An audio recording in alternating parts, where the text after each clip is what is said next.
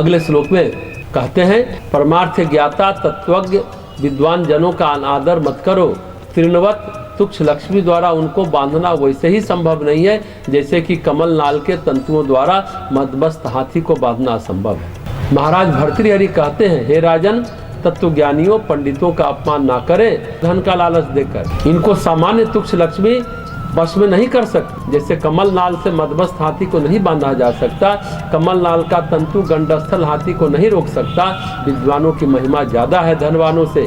यही बात राजा भर्तृहरि कहना चाहते हैं कि राजा एक जगह पूजे जाते हैं और विद्वान सर्वत्र पूजे जाते हैं। इस श्लोक में महाराज भर्तृहरि कहते हैं कि क्रुद्ध हुआ विधाता हंस का कमलिनी के वन में विहार करके रूप विलास को भले ही रोकते, परंतु दूध और जल को पृथक करने वाले इसके चातुर्यपूर्ण चमत्कार का कौन अपहरण कर सकता है।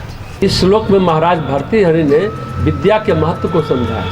इस श्लोक में वे गुण के श्रेष्ठता का वर्णन कर रहे हैं। वे कहते हैं, विधाता रुष्ट हो जाए पर हंसों को किलोड़ करने से तो रोक सकते हैं, लेकिन दूध से जल को अलग करने वाले जो गुण हैं वह उसे नहीं मिटा सकते। ये बहुत गंभीर बात महाराज भर्तृहरि कर रहे हैं। जीव की जो नैसर्गिक प्रवृत्ति होती है, नैसर्गिक प्रकृति होती है या उसके अंदर जो क्षमता होती है उसे रोका नहीं जा सकता।